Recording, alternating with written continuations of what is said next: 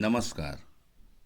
आज हम आपको गुप्त नवरात्र के विषय में जानकारी देते हैं। इसका क्या महत्व है, इसके क्या फायदे हैं।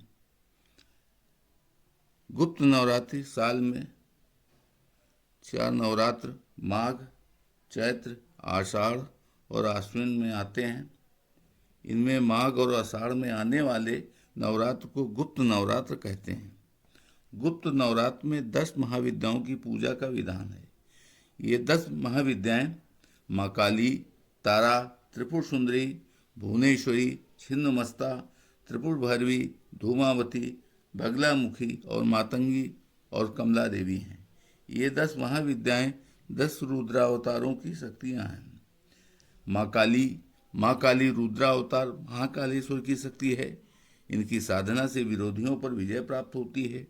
माँ तारा तारकेश्वर रुद्र की शक्ति माँ तारा की सबसे पहले उपासना महर्षि वशिष्ठ ने की थी।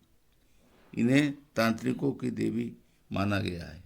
इनकी उपासना से आर्थिक उन्नति और मोक्ष की प्राप्ति होती है।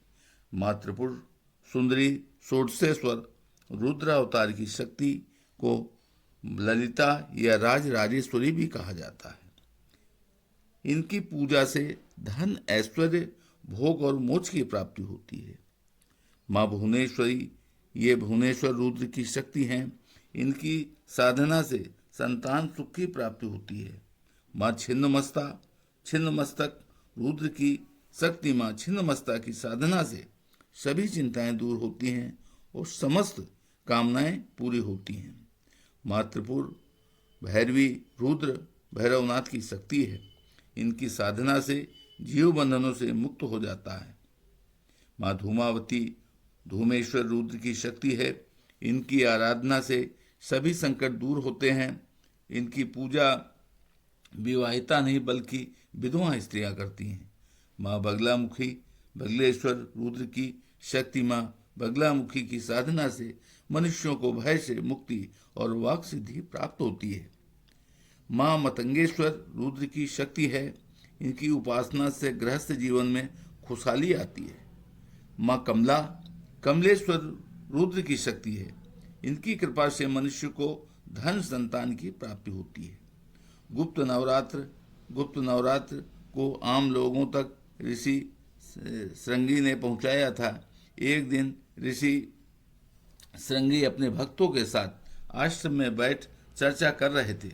चर्चा समाप्त होने के पश्चात एक महिला उनके पास आई और दुखी होकर कहा कि उसका पति अनीतिपूर्ण कार्य करता है। बार बार समझाने पर भी उसमें कोई परिवर्तन नहीं आ रहा है। इस वजह से घर में कलह होती है, पूजा पाठ भी नहीं हो पाता। कृपा कर ऐसा उपाय बताएं जिससे शीघ्र ही उसके व्यसन दूर हो जाएं। तब ऋषि श्रृंगी ने उस महिला को गुप्त नवरात्र की महिमा बताते हुए 10 महाविद्याओं की उपासना करने को कहा और कहा कि यह उपासना शीघ्र फलदायी है। इससे उसे अवश्य लाभ होगा।